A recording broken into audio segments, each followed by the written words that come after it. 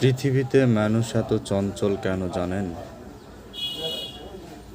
আমরা চঞ্চল খাবার খাওয়া শুরু করেছি, তার থেকেই চঞ্চল হয়ে গেছে। এবং আমরা পিতামাতা হয়ে সন্তানকে চঞ্চল খাবার দিচ্ছি, যেগুলো খাবারগুলো চঞ্চলের মতন চলাফেরা করে। ভগবান বলেছেন, আমার নিবেদিত প্রসাদ ছাড়া কিছুই গ্রহণ করবে না। কিন্তু আমরা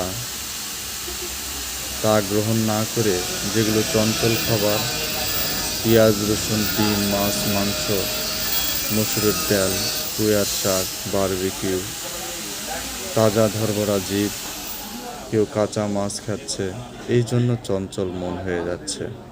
রাধে রাধে।